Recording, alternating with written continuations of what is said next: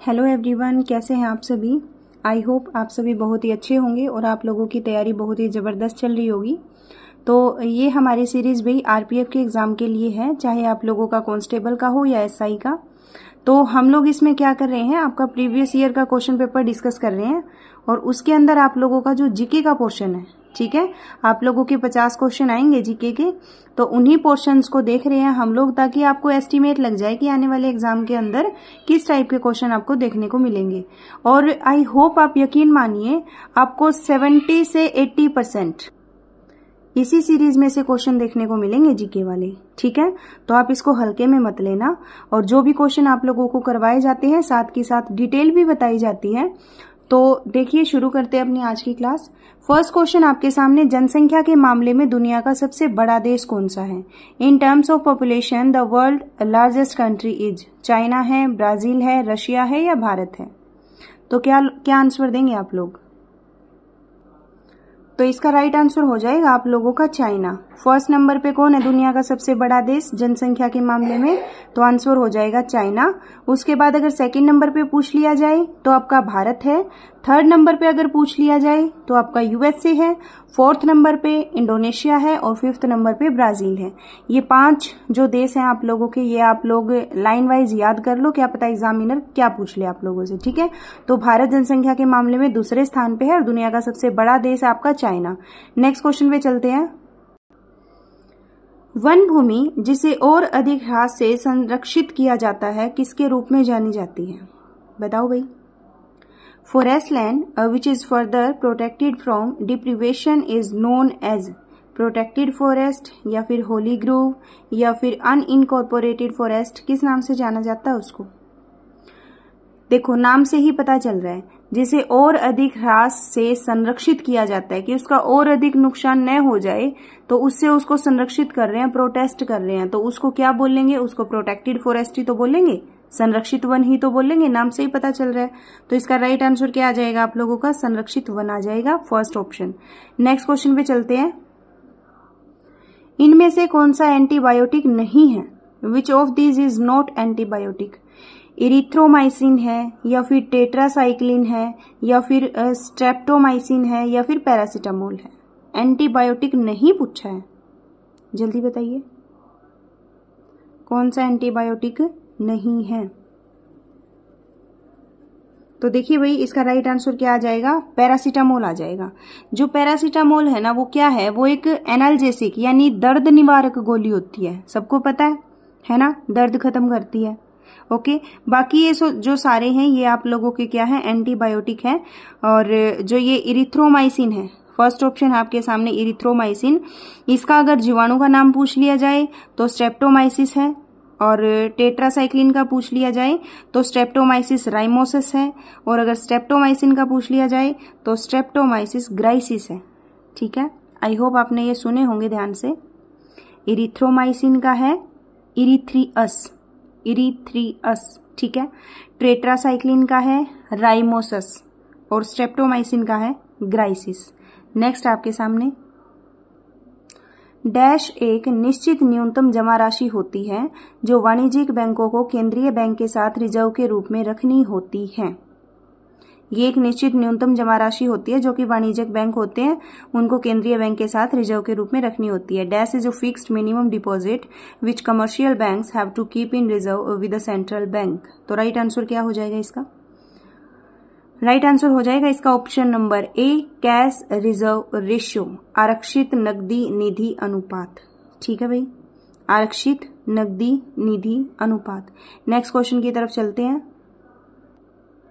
देखिए भाई, भारत के राष्ट्रपति के पास किस तरह की विवेकाधीन शक्ति है। भारत के राष्ट्रपति के पास किस प्रकार की विवेकाधीन शक्ति है। स्वैधानिक विवेक है, वैधानिक विवेक है, या स्थितिपरक विवेक है, या फिर इनमें से कोई नहीं। क्या आंसर देना चाहेंगे आप लोग। तो इसका राइट आंसर क्या आ जाएगा, ऑप्शन नंबर डी, स्थितिपरक विवेक, ठीक है। स्थितिपरक विवेक ये शक्ति है। क्यों, जैसे जो मान लो नॉर्मल सिचुएशन होती है ना, उसके अंदर तो राष्ट्रपति क्या होता है, मंत्री परिषद से सलाह लेके काम करता है। बट कुछ मतलब विशेष परिस्थितियां होती हैं जिसके अंदर राष्ट्रपति खुद के मन से काम कर सकता है, मतलब खुद के दिमाग से, खुद के विवेक से काम कर सकता है, उसे मंत्री परिषद की सलाह की कोई आवश्यकता नहीं होती है वहां पे, ठीक है। ओके, जब मान लो जैसे जनादेश वगैरह की सिचुएशन आ जाए ना, तो उस टाइम पे जो राष्ट्रपति है वो अपने आप से प्रधानमंत्री की नियुक्ति कर सकता है, या फिर राष्ट्रपति के पास वीटो की शक्ति होती है ना, उसका उपयोग कर सकता है। तो ये सारी उसकी स्थितिपरक विवेक के ऊपर है, ये सारी विवेकाधीन शक्तियां राष्ट्रपति के पास होती हैं। ओके जी, ठीक है। तो और जो ये वीटो की शक्ति है ये कौन से अनुच्छेद में है, आप लोग जरूर बताइएगा। नेक्स्ट क्वेश्चन पे चलते हैं। नटराज की प्रसिद्ध कांस्य प्रतिमा निम्नलिखित साम्राज्यों में से किससे संबंधित है? नटराज की प्रसिद्ध कांस्य प्रतिमा चेर से, चोल से, पंड्या से या पल्लव से? क्या हो जाएगा इसका राइट आंसर? तो इसका राइट आंसर हो जाएगा भाई, जो नटराज की प्रसिद्ध कांस्य प्रतिमा है वो चोल साम्राज्य से संबंधित है। किससे? चोल साम्राज्य से संबंधित है, ठीक है। चोल साम्राज्य के अंदर क्या हुआ था, उस टाइम पे पत्थरों की, धातुओं की बहुत सारी मूर्तियों का निर्माण किया गया था। और जो ये नटराज वाली मूर्ति है कांसे की, ये आपके भगवान शिव जी की है। ओके, और ये जितनी भी मूर्तियां होती थी ना उस टाइम पे एक क्वालिटी होती थी इनके अंदर, क्या, ये सारी की सारी मूर्तियां क्वाड्रिलेटरल होती थी, चतुर्भुज की शेप में होती थी, ठीक है। नेक्स्ट क्वेश्चन की तरफ मूव ऑन करते हैं। नेक्स्ट क्वेश्चन है भाई, किसकी सिफारिश के आधार पे मूलभूत कर्तव्यों को संविधान में जोड़ा गया था? आप सभी को ये तो पता ही है कि पहली बात तो ये आप लोग बताना कि जो संविधान के अंदर आपके मौलिक कर्तव्य हैं वो कौन से भाग में है, ठीक है, ये आप लोग बता देना। उसके बाद क्वेश्चन ये है कि किसकी सिफारिश पे उन कर्तव्यों को जोड़ा गया था? नारायण मूर्ति समिति की सिफारिश पे, या मोंटेक सिंह अहलूवालिया समिति की सिफारिश पे, या फिर BN श्रीकृष्ण समिति की सिफारिश पे, या सरदार स्वर्ण सिंह समिति की सिफारिश पे? तो आई होप आप सभी को ये क्वेश्चन आता है मेरे हिसाब से। तो इसका राइट आंसर क्या हो जाएगा आपका? सरदार स्वर्ण सिंह समिति की सिफारिश पे। किस पे? सरदार स्वर्ण सिंह समिति की सिफारिश पे। और इसमें क्या हुआ था, एक तो आपका कॉन्स्टिट्यूशन अमेंडमेंट कौन सा, ये पूछ लेंगे कि कौन से कॉन्स्टिट्यूशनल अमेंडमेंट के तहत आपके जो मौलिक कर्तव्य हैं इनको जोड़ा गया था। तो कौन सा संविधान संशोधन था वो? 42वां। कौन सा था? 42वां। कब? 1976 के अंदर। ये चीजें याद रखना, ठीक है। और फिर पूछ लिया जाए कि भाई ये कौन से देश से लिया गया है, तो आप लोग बोलेंगे ये रूस के संविधान से लिया गया है ना। कहां से लिया गया? रूस के संविधान से लिया गया है। नेक्स्ट क्वेश्चन पे चलते हैं हम लोग। निम्न में से कौन सा प्रसिद्ध व्यक्ति कुश्ती से संबंधित है? कुश्ती से मैरी कॉम है, बजरंग पुनिया है, दीपा कर्माकर है, या जीतू रॉय है? सबसे आसान क्वेश्चन आज तक का। तो कौन है कुश्ती से संबंधित? तो इसका राइट आंसर हो जाएगा आपका बजरंग पुनिया। कौन सा हो जाएगा? बजरंग पुनिया आप लोगों के कुश्ती से संबंधित है। नेक्स्ट क्वेश्चन की तरफ चलते हैं। योग में भुजंग आसन किस मुद्रा को दर्शाता है? भुजंग आसन की बात हो रही है। टिड्डी को, मेंढक को, भुजंग को, या मछली को? तो नाम से ही पता चल रहा है भुजंग आसन है तो भुजंग की मुद्रा को दिखाएगा ना, है ना। भुजंग हो जाएगा इसका राइट आंसर। और इस आसन में क्या होता है, एक तो आपको पेट के बल लेटना होता है, ठीक है, और फिर सिर को, जैसे सांप नहीं होता है, सांप उसका फन होता है, उसके जैसे ऐसे सिर को ऊपर उठाया जाता है। और इस आसन के लाभ क्या होते हैं? इसको करने से आपकी जो कमर दर्द वगैरह है उनमें प्रॉफिट होता है, ठीक है, लाभ होता है उसमें। नेक्स्ट क्वेश्चन की तरफ चलते हैं। निम्नलिखित वेदों में से कौन सा वैदिक बलिदानों और अनुष्ठानों से संबंधित है? निम्नलिखित वेदों में से कौन सा वैदिक बलिदानों और अनुष्ठानों से संबंधित है? सामवेद है, ऋग्वेद है, अथर्ववेद है, या यजुर्वेद है? क्या हो जाएगा इसका राइट आंसर? तो आप लोग बोलेंगे इसका राइट आंसर हो जाएगा यजुर्वेद। क्या हो जाएगा? यजुर्वेद इसका राइट आंसर है। यजुर्वेद वैदिक बलिदानों और अनुष्ठान से संबंधित है। यजुर्वेद में पहली बात तो ये गीत है, इसके अंदर क्या है? गीत। उसमें गद और पद दोनों आएंगे आप लोगों के, ठीक है, ओके। और इसके अंदर आपके यज्ञ वगैरह शामिल है, इस चीज का तो आपको पता ही है। वेद और अनुष्ठान आगे तो यज्ञ तो आएंगे ना आपके। नेक्स्ट क्वेश्चन पे चलते हैं। संविधान में संशोधन कराने की प्रक्रिया को और राज्यसभा के सदस्यों के चुनाव को किस संविधान से लिया गया है? पहली बात तो ये जो हम कॉन्स्टिट्यूशन अमेंडमेंट करते हैं, संविधान संशोधन करते हैं, ये वाली चीज कहाँ से ली है? और राज्यसभा के सदस्यों का चुनाव वाली चीज कहाँ से ली गई है? कौन से देश के संविधान से? कैनेडियन संविधान है, दक्षिण अफ्रीकी संविधान है, अमेरिकी संविधान है, या फिर ब्रिटिश संविधान है? राइट आंसर क्या हो जाएगा इसका? राइट आंसर हो जाएगा आप लोगों का ऑप्शन नंबर बी, दक्षिण अफ्रीकी संविधान। क्या हो जाएगा? दक्षिण अफ्रीकी संविधान, ठीक है। यहां से आपके कॉन्स्टिट्यूशन अमेंडमेंट की प्रक्रिया और राज्यसभा के सदस्यों के चुनाव की प्रक्रिया को लिया गया है। ठीक है भाई, ओके। और अगर बात कर ली जाए तो ये अगर कैनेडियन संविधान आया है तो आप लोगों का कैनेडियन संविधान के अंदर क्या क्या लिया गया है कैनेडियन संविधान से, तो आप लोग बोलेंगे कि भाई सुप्रीम कोर्ट का जो संगठन है और उपराष्ट्रपति का पद है, आपके मौलिक अधिकार हैं, अवशिष्ट शक्तियां हैं या संज्ञानात्मक शासन व्यवस्था है, ये आपके कैनेडियन संविधान से लिया गया है। बात करें आप लोगों के ब्रिटेन की, तो जो संसदीय प्रणाली है वो, संसदीय विशेष अधिकार हैं वो, और विधानमंडल की प्रक्रिया है वो, ये आपके ब्रिटिश संविधान से लिए गए हैं। नेक्स्ट क्वेश्चन की तरफ चलते हैं। तुर्की की राजधानी कौन सी है? तुर्की की राजधानी के बारे में बात हो रही है। इस्लामाबाद है, अंकारा है, तेहरान है या इस्तांबुल है? बोलो जल्दी, क्या हो जाएगा इसका राइट आंसर? तुर्की की राजधानी है आप लोगों की अंकारा। क्या है? अंकारा। और ये तुर्की कहाँ पे है आपका? ये यूरेशिया में है। ठीक है, इसको यूरोप का मरीज भी बोला जाता है। क्या बोला जाता है? यूरोप का मरीज भी बोला जाता है। और इसका एक बहुत बड़ा शहर है इस्तांबुल। ठीक है, इस्तांबुल की बात करें तो वो तुर्की का ही है।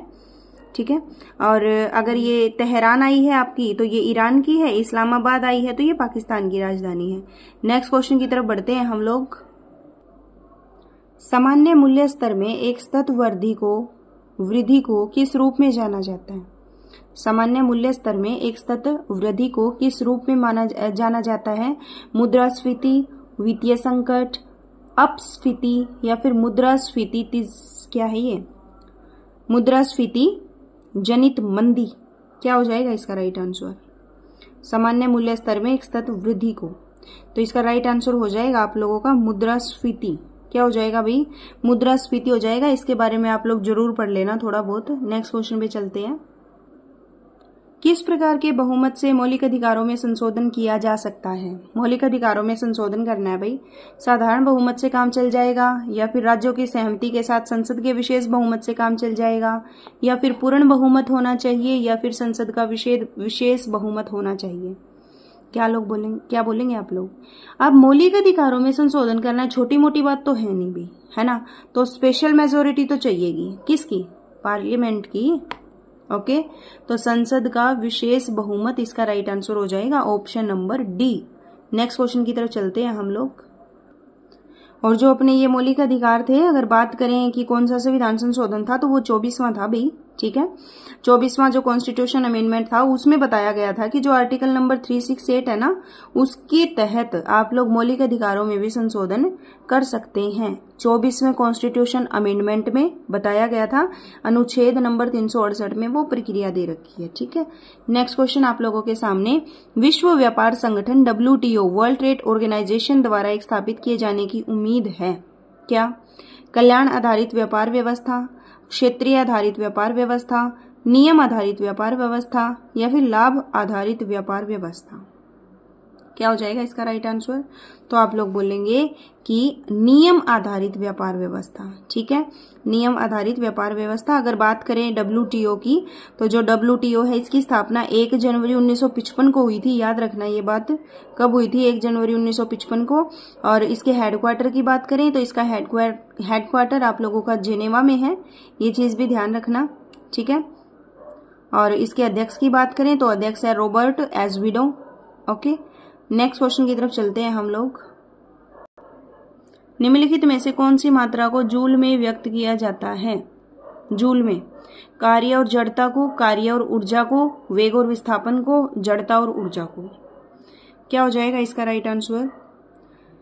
जूल में पूछा है ना, तो कार्य और ऊर्जा का मात्रक क्या होता है आपका? जूल ही होता है। तो ऑप्शन नंबर बी इसका राइट आंसर हो जाएगा। अगर मान लो जैसे किसी भी वस्तु पे आपको बल लगाना हो, है ना, और उसके बल की दिशा में विस्थापन करना, उनके गुणनफल को काम कहते हैं। ठीक है, काम करने की क्षमता को ऊर्जा कहते हैं। ओके, तो इसीलिए कार्य और ऊर्जा दोनों का ही मात्रक एक हो जाएगा जूल। ठीक है, नेक्स्ट क्वेश्चन पे चलते हैं हम लोग। वास्तुकला की वंगा शैली निम्नलिखित राज्यों में से किससे संबंधित है? वास्तुकला की वंगा शैली उत्तराखंड से, हिमाचल प्रदेश से, कश्मीर से या पश्चिम बंगाल से? वास्तुकला की वंगा शैली, वंगा वंगा है ना, वंगा, तो बस यहीं से रिलेट कर लो, बंगाल। क्या? वंगा, बंगाल, वंगा, बंगाल। तो वंगा शैली कहाँ से है? बंगाल से। कौन से बंगाल? पश्चिमी बंगाल से। ठीक है, तो इसका राइट आंसर क्या हो जाएगा? पश्चिमी बंगाल हो जाएगा वंगा शैली। नेक्स्ट क्वेश्चन पे चलते हैं हम लोग। पेरियार टाइगर रिजर्व निम्नलिखित राज्यों में से किस में स्थित है? सबसे आसान क्वेश्चन है। पेरियार टाइगर रिजर्व कहाँ पे है? आंध्र प्रदेश में, केरल में, कर्नाटक में या तमिलनाडु में? पेरियार, इसको रिलेट करेंगे प्यार से। ठीक है, किससे प्यार है हमें? करेले से। किससे? करेले की सब्जी से। ठीक है, तो करेला मतलब कि केरल इसका राइट आंसर आ जाएगा। केरल के अंदर इडुक्की में है आपका पेरियार टाइगर रिजर्व। और अगर इसकी बात करें कि स्थापना कब हुई थी, तो 1978 में हुई थी। याद रखना ये चीज, कब हुई थी? 1978 में, 1978 में। और ये हाथियों के लिए प्रसिद्ध है, आप लोग इसका तो पता ही होगा। और बात करें पेरियार उद्यान की, तो ये इसकी स्थापना हुई थी 1950 में। पेरियार टाइगर रिजर्व की स्थापना हुई थी 1978 में। ठीक है, नेक्स्ट क्वेश्चन की तरफ बढ़ते हैं। किस वर्ष में वाटर पोलो खेल को पहली बार विश्व ओलंपिक में शामिल किया गया था? वाटर पोलो 1936 में, 1996 में, 1984 में या फिर 1900 में? तो राइट आंसर क्या हो जाएगा इसका? इसका राइट आंसर हो जाएगा 1900 के अंदर। सन 1900 में ओलंपिक खेलों में शामिल कर लिया गया था वाटर पोलो को। ठीक है, और वाटर पोलो का खेल की बात करें तो ये 1860 में इंग्लैंड से शुरू हुआ था। ओके, और अंतर्राष्ट्रीय जो आपका वाटर पोलो बोर्ड है उसकी स्थापना, उसका जो गठन है वो 1950 में हुआ था। तो वाटर पोलो खेल को ओलंपिक में कब शामिल किया गया? सन 1900 में। कब? 1900 में। नेक्स्ट क्वेश्चन आपके सामने। इनमें से कौन सा कृषि आधारित उद्योग नहीं है? रबड़, ऊन, कपास या सीमेंट? कृषि आधारित उद्योग नहीं है। तो भाई सीमेंट को छोड़ के बाकी सारे ही कृषि आधारित है ना? सीमेंट इसका राइट आंसर हो जाएगा, ये कृषि आधारित नहीं है। बात करें सीमेंट की, तो भारत में जो सीमेंट का पहला कारखाना है वो 1904 में मद्रास में लगाया गया था। कब लगाया गया था? 1904 में। कहाँ? मद्रास में। ठीक है, और जो इंडियन सीमेंट कंपनी है आप लोगों की, उसने पोरबंदर में सीमेंट का कारखाना लगाया था। ठीक है, और भारत के अंदर सबसे बड़ा सीमेंट उत्पादक राज्य कौन सा है आप लोगों का? तो राजस्थान इसका राइट आंसर हो जाएगा। राजस्थान के अंदर सबसे बड़ा आप लोगों का सीमेंट उत्पादक राज्य है। नेक्स्ट क्वेश्चन आपके सामने। कौन सा शब्द जूडो खेल से जुड़ा हुआ नहीं है? जूडो खेल से इपोन, यूको, रोमन रिंग या फिर वाजारी?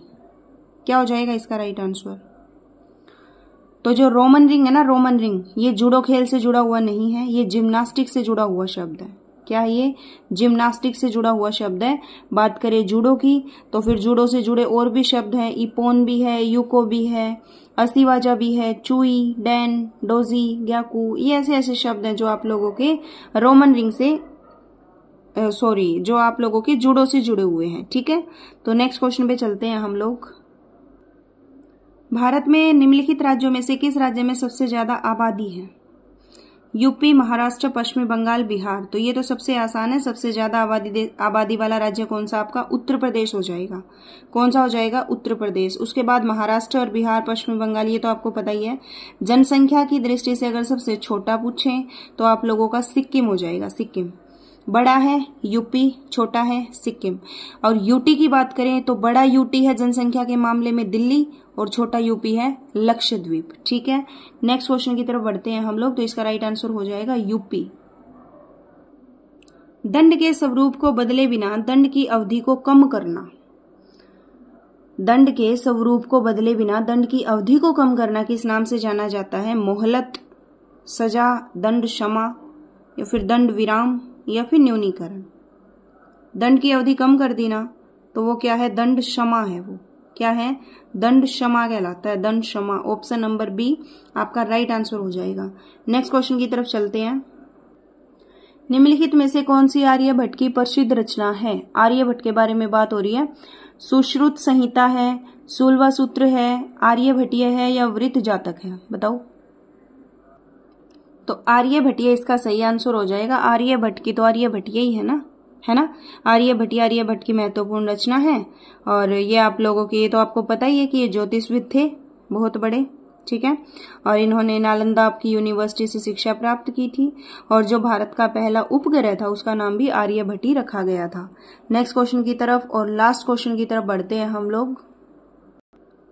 और ये क्वेश्चन है आप लोगों के लिए होमवर्क। इसका आंसर आप लोग कमेंट बॉक्स में देंगे। इसके बारे में पूरी डिटेल लिखेंगे कि जो खेल बास्केटबॉल है उसका आविष्कार किसने किया था। ठीक है भाई, बास्केटबॉल का आविष्कार किसने किया था, कौन से देश से शुरुआत हुई थी और उसकी एसोसिएशन वगैरह है वो कब बनी। ओके, तो ये सारी चीजें आप लोग कमेंट बॉक्स में बताएंगे। और आई होप ये सीरीज आप सभी लोगों के लिए बहुत ही ज्यादा वैल्यूएबल रहने वाली है आपके आने वाले एग्जाम के अंदर। यहाँ से आपको डेफिनेटली क्वेश्चंस देखने को मिलेंगे अपने पेपर में। तो ये क्लास अपने फ्रेंड्स के पास शेयर कर दिया करो और कैसी लगती है ये चीज कमेंट बॉक्स में जरूर बताया करो। तो मिलते हैं नेक्स्ट क्लास के अंदर, तब तक के लिए अपनी तैयारी करते रहो भी। Take care, bye.